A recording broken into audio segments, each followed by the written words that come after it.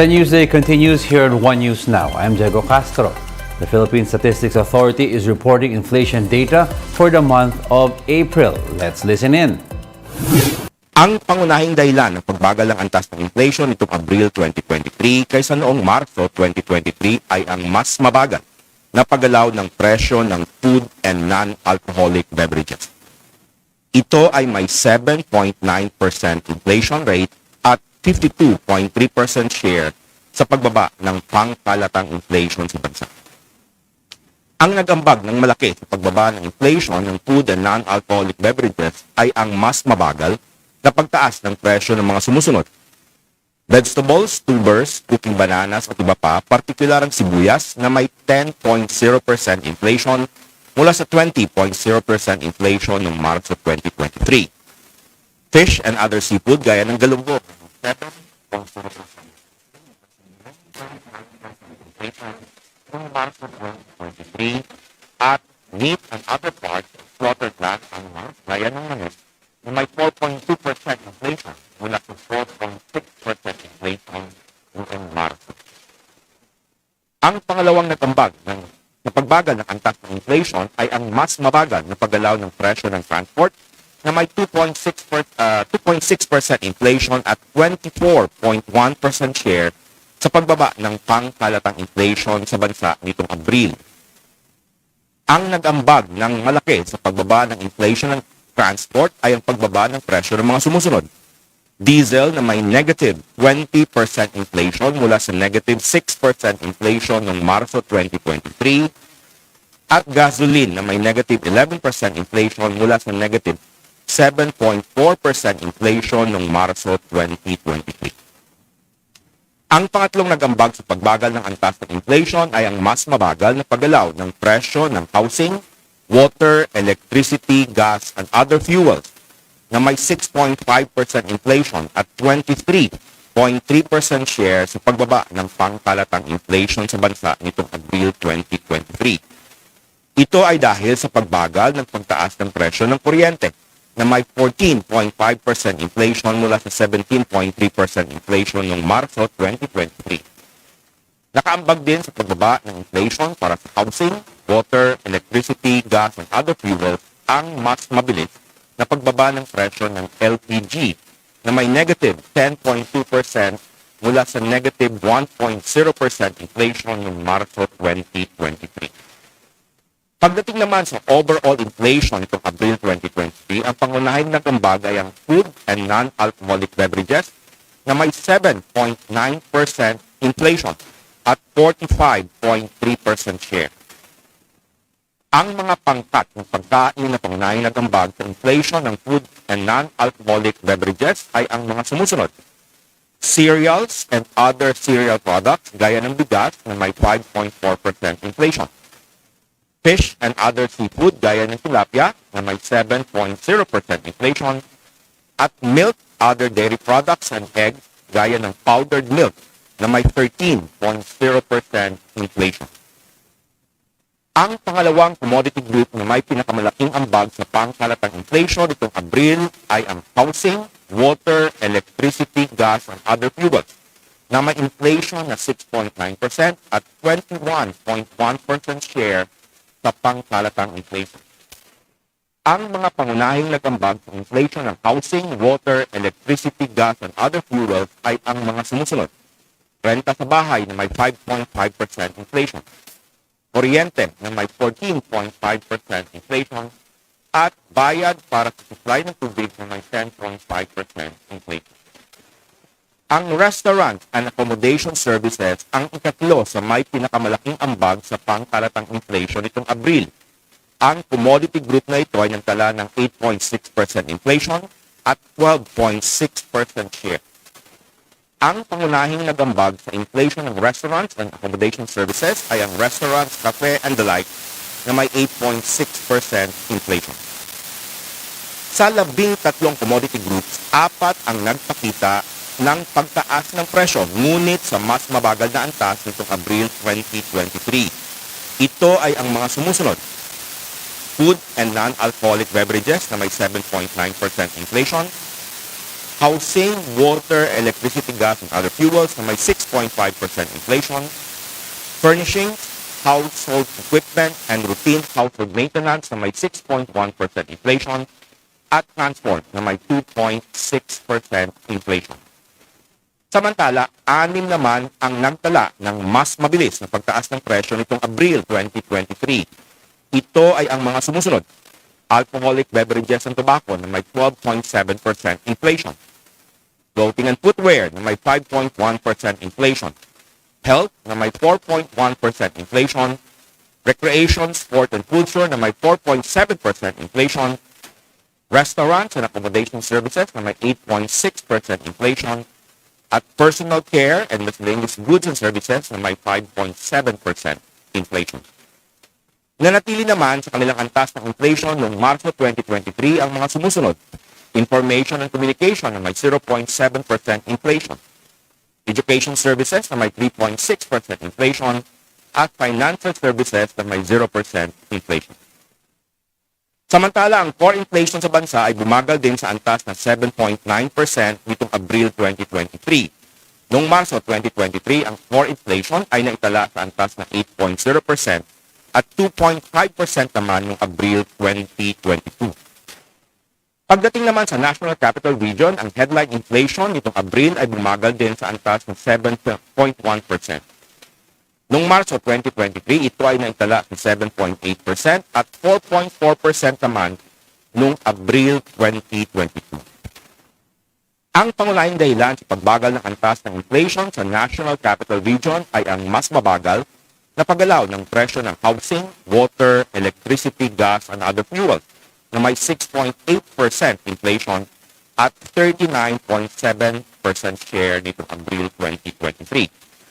Ito ay dahil sa pagbagal ng pagtaas ng presyo ng kuryente na may 10.6% inflation mula sa 17.7% inflation noong Marso 2023. Nakaabag din sa pagbaba ng inflation para sa housing, water, electricity, gas, at other fuel ang mas mabilis na pagbaba ng presyo ng LPG na may negative 11.0% inflation mula sa negative 1.9% inflation noong Marso 2023. Ang pangalawang commodity group na nagambag sa pagbagal ng antas ng inflation sa National Capital Region ay ang food and non-alcoholic beverages na may 8.3% inflation at 38.8% share sa pagbaba ng inflation nitong Abril 2023. Ang nagambag ng malaki sa pagbaba ng inflation ng food and non-alcoholic beverages ay ang mas mabagal na pagtaas ng presyo ng mga sumusunod. Vegetables, tubers, cooking bananas, at iba pa, partikular ang kamatis na may 11.7% inflation mula sa 20.6% inflation noong Marso 2023. Fish and other seafood gaya ng galunggong na may 6.1% inflation mula sa 7.9% inflation noong Marso 2023. At milk, other dairy products, and eggs, partikular ang powdered milk na may 14.2% inflation mula sa 15.5% inflation noong Marso 2023. Ang pangatlong commodity group na nag-ambag sa pagbagal ng antas ng inflation sa National Capital Region ay ang transport na may 4.3% inflation at 20.2% share sa pagbaba ng inflation nitong Abril 2023. Ito ay dahil sa pagbaba ng presyo ng mga sumusunod. Diesel na may negative 20.5% inflation mula sa negative 9.3% inflation noong Marso 2023 at pamasahe sa barko na may negative 1.3% inflation mula sa 81.1% inflation noong Marso 2023. Sa mga pangkat ng pagkain sa National Capital Region, nagpakita ng mas mabagal na pagtaas ng presyo nitong Abril 2023 ang mga sumusunod. Fish and other seafood gaya ng galunggong na may 6.1% inflation. Milk, other dairy products, and eggs gaya ng powdered milk na may 14.2% inflation. Oils and fats gaya ng cooking oil na may 15.8% inflation. Vegetables, tubers, cooking bananas at iba pa gaya ng kamatis na may 11.7% inflation. Sugar, confectionery and desserts gaya ng peanut butter na may 27.6% inflation. At ready-made food and other food products not elsewhere classified tulad ng infant formula na may 13.4% inflation. Samantala, nagpakita naman ng mas mabilis ang pagtaas ng presyo ang mga sumusunod na pangkat ng pagkain sa National Capital Region. Bigas na may 1.2% inflation. Mais na may 19.8% inflation. Flour, bread, and other bakery products, pasta products, and other cereals na may 13.1% inflation. At fruits and nuts, tulad ng saging na may 26.3% inflation. Samantala, ang meat and other parts of slaughtered land animals gaya ng baboy ay nanatili sa antas na 3.3% inflation nitong Abril 2023. Sa mga lugar sa labas ng National Capital Region, ang inflation nitong Abril 2023 ay bumagal din sa antas na 6.5%. Noong Marso 2023, ito ay naitala ng 7.5% at 5.1% naman noong Abril 2022. Sa mga lugar sa labas ng National Capital Region, ang pangunahing dahilan sa pagbagal ng antas ng inflation ay ang mas mabagal na paggalaw ng presyo ng food and non-alcoholic beverages na may 7.9% inflation at 53.9% share nitong Abril 2023. Ang nag-ambag ng malaki sa pagbaba ng inflation ng food and non-alcoholic beverages ay ang mas mabagal na pagtaas ng presyo ng mga sumusunod. Vegetables, tubers, and cooking bananas, partikular ang sibuyas na may 9.7% inflation mula sa 19.9% inflation noong Marso 2023. Fish and other seafood gaya ng galunggong na may 7.1% inflation mula sa 10.2% inflation noong Marso 2023. At meat and other parts of slaughtered land animals gaya ng manok na may 4.3% inflation mula sa 4.8% inflation noong Marso 2023. Ang pangalawang commodity group na nag-ambag ng pagbagal sa antas na inflation sa mga lugar sa labas ng National Capital Region ay ang transport na may 2.3% inflation at 25.1% share sa pagbaba ng inflation nitong Abril 2023. Ito ay dahil sa mas mabilis na pagbaba ng presyo ng mga sumusunod. Diesel na may negative 19.9% inflation mula sa negative 4.9% inflation noong Marso 2023 at gasoline na may negative 11.2% inflation mula sa negative 7.1% inflation noong Marso 2023. Ang pangatlong nagambag sa pagbagal ng antas ng inflation sa mga lugar sa labas ng National Capital Region ay ang mas mabagal na pagtaas ng presyo ng housing, water, electricity, gas, and other fuels na may 6.3% inflation at 21.1% share sa pagbaba ng inflation nitong Abril 2023. Ito ay dahil sa mas mabilis na pagbaba ng presyo ng LPG na may negative 9.9% inflation mula sa negative 0.7% inflation noong Marso 2023. Nakaambag din sa pagbaba ng inflation para sa housing, water, electricity, gas, and other fuels, ang mas mabagal na pagtaas ng presyo ng kuryente na may 15.6%. You just heard the inflation report for the month of April. The consumer price index slipped further to 6.6% last month from 7.6% in March, 8.6% in February, and 8.7% in January. This brings the year-to-date headline inflation to 7.9%.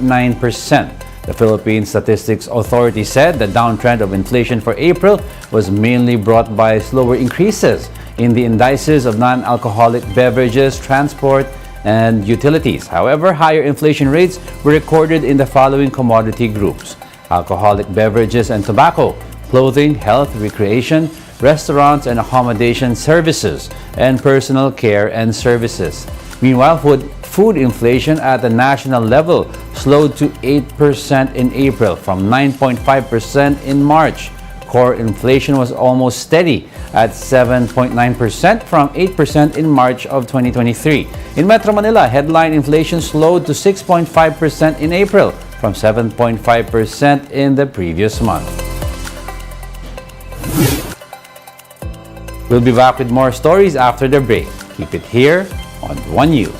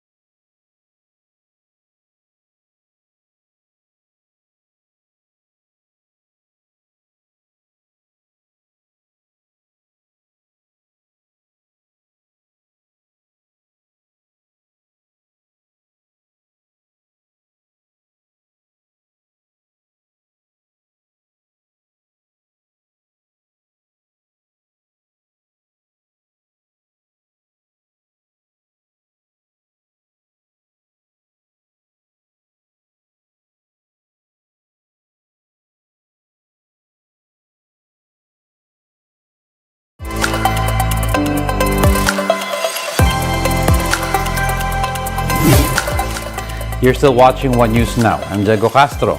After visiting Washington, President Marcos is now off to the United Kingdom to attend the coronation of King Charles III. 2 hours ahead of his flight, Marcos told the media that he is looking forward to witness Charles's coronation, whom the president says he personally knows. Marcos says he wants to be there for Charles's coronation as he was not able to attend the funeral of Queen Elizabeth II last year. The president's sister, Irene Marcos Araneta, served as his special representative to the Queen's funeral.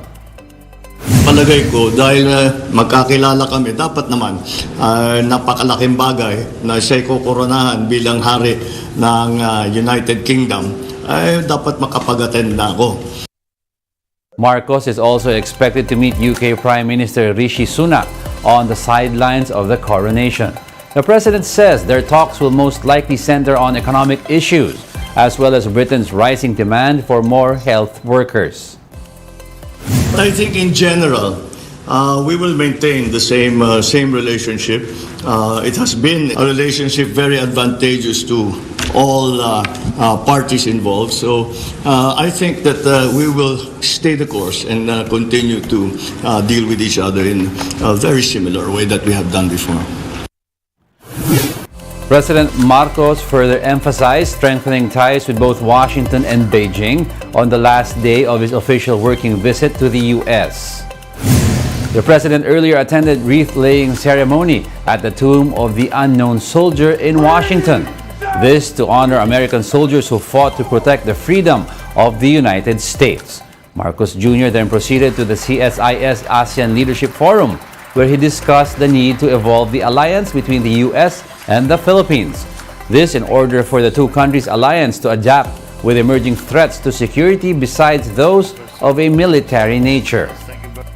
National security is no longer simply about territorial defense. Economic security is national security. We continue to work on finding synergies and aligning our efforts to sustain our economic momentum and secure inclusive development by expanding cooperation in key areas such as agriculture, energy, infrastructure. The president also touched upon improving communications with China to be able to address tensions within the disputed territory more efficiently. To avoid these instances, I suggested that we institute a system wherein we have a direct contact, one president to the other. And in that way, no matter if I cannot speak, for example, to President Xi himself, I have someone that I can pick up the phone and call who I know and I have confidence in making my message arrive to the president. And this works, of course, both ways. And those are the top stories of the hour. Join us again at 9:45 a.m. as we continue to monitor the day's biggest stories. I'm Diego Castro. We are One News, all sides, all the time.